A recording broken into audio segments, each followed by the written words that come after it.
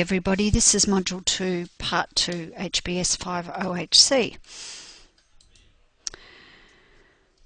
Chemicals present both acute and chronic hazards in our workplaces. In 1981, the International Labour Organization estimated that there were between 60 and 70,000 chemical compounds in use at the time, with 4,000 to 5,000 new chemical substances being developed each year. At that time, so this is 1981, 17,000 of these chemicals were known to be dangerous and 20 to 40 of them capable of causing cancer. Today there's more than 100,000 chemicals in use and approximately 40,000 substances are estimated to be used in Australian workplaces.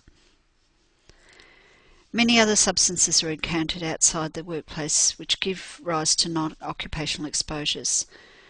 Such chemicals can be found in the Australian Inventory of Chemical Substances, or NICNAS, which can be accessed at this website, and we'll be talking about this further in a later module. People are exposed to chemicals and other hazardous substances by absorbing them in the forms of vapours, gas, dusts, fumes, mists, smokes, or by skin contact with the solid or liquid. Chemicals can also cause burns by being corrosive or potential fire or explosion hazards. Exposure to humans can be via air, food, water, touch, etc. There are three main routes of entry into the body for chemical substances: by inhalation, ingestion or through the skin, and that can be integument or dermal. And the major route of exposure in the workplace is considered to be airborne, although a considerable amount of exposure occurs through contact with the skin. In the workplace, you'd expect less exposure from ingestion. You'd hope so anyway. Usually if there is ingestion, it's often from people who don't wash their hands after handling chemicals and then smoking or eating, rubbing off from their fingers. Airborne substances can be classified as gases or vapours, smoke, dust, fibres, mists, fumes or fine particles. The majority of substances in workplace are classifiable as hazardous substances, which means they have the potential to cause harm if there is sufficient exposure to them. They can cause harm due to poisonous or toxic effects or reaction with other chemicals, fire and explosion, and the harm can be classified as acute, which is typically a one-off exposure, or chronic, which is over a relatively long time period. Effects can be classified as local, where the effects confined to the area of contact of the body with the chemical, such as a chemical burn, or systemic, which is where it's absorbed into the body and hasn't affected a part of the body distant from the area of the initial contact with the chemical,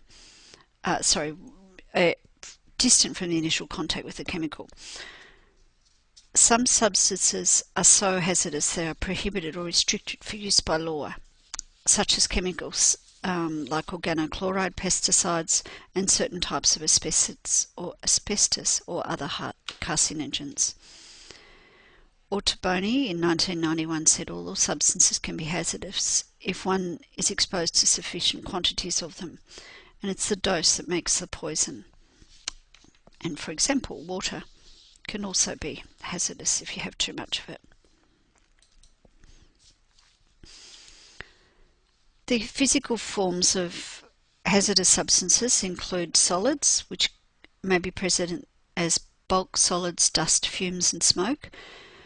The hazards presented by solid materials of two types: there's explosion or flammability, such as strong oxidizing chemicals, nitrates, chlorides, explosive charges, etc., or dust explosion, and inhalation of airborne particles small enough to reach the alveoli, therefore less than 5 micron in size. Dust is a term used in industry to describe airborne solid particles that range inside from 0.1 to 25 microns. These are really small, as you can see by the formulas there.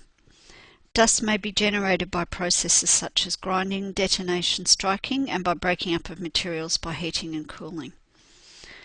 A person with normal eyesight can see particles as small as 50 microns. Smaller particles are only visible as a haze. Consequently, when dust is visible in the working environment, there's probably more invisible than visible dust, so we should use it as a warning.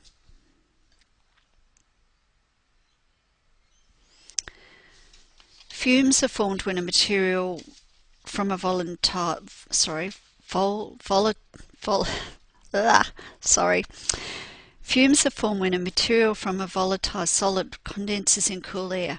The solid particles in a fume are usually less than 1 micron in diameter and react with air to form an oxide. Welding, metallizing and other processes involving vapor from molten metals may produce fumes. Arc welding volatilizes metal, which condenses as a metal or its oxide. The coating on a welding rod is also partially volatilized. These extremely fine fumes are easily inhaled. Smoke consists of carbon soot particles less than 0.1 microns and result from incomplete combustion of carbon-based materials such as coal or oil.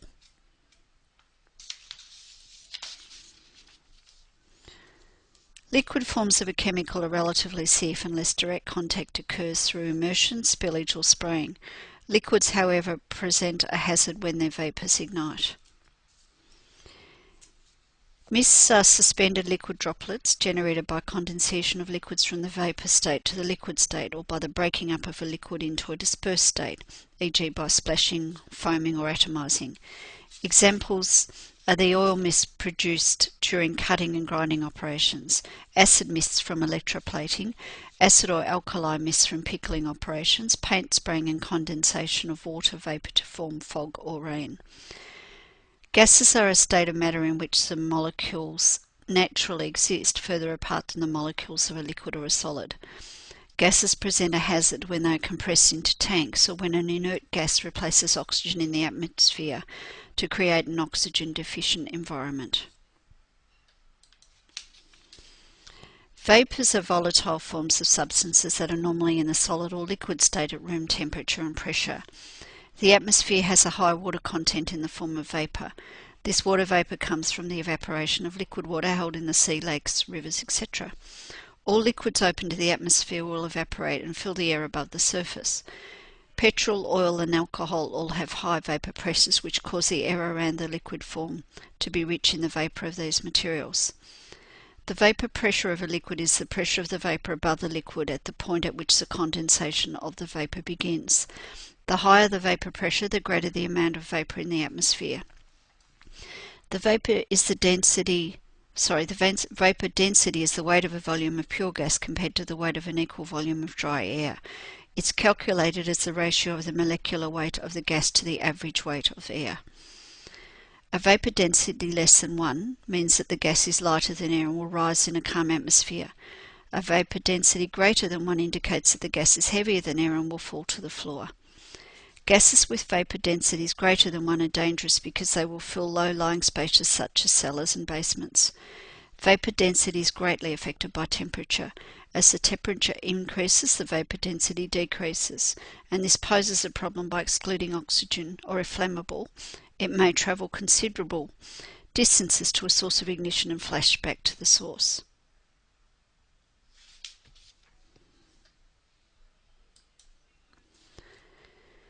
Accurate quantitative exposure relies on skilled and generally complex measurement and analysis techniques practiced by professional occupational hygienists, as we talked about in the first module. Where this is not readily available, control-focused risk management models based on a system known as control banding or CB have been introduced. These were developed to assist the implementation of practical control strategies following qualitative risk assessment. CB models or toolkits enhance or complement traditional occupational exposure level risk assessments undertaken by hygienists, providing strategies which enable workplaces with limited access to expert advice to improve OHS conditions for workers. In the UK in the early 1990s, the Controllers of Hazardous Substances, COSHH, Essential CB Toolkit was developed based on the alignment between hazard classification, occupational exposure limits and data on exposure and control systems. This was one of the first of many CB toolkits developed in the EU and other countries to assist small and medium-sized enterprises to comply with their country's hazardous substance management regulations and systems we're adopting now in Australia. That COSH Essentials toolkit is a reading at the end of part 3. Hazardous substance management requires identification of the substance, quantification of the exposure, and assessment and control of the risk. Chemical or other potentially hazardous substances use is not an issue if exposure is not a risk. The quality and quantity of the exposure largely determines the risk. Understanding the physical and other properties of a substance is essential for both quantifying and controlling the hazard. Module 1 introduced the concept of exposure standards, which provide guidelines to acceptable exposure levels. Measurement and assessment of exposure is an expert skill, and often this expertise is not readily available, hence the simpler and more accessible systems that have had to be developed for many situations.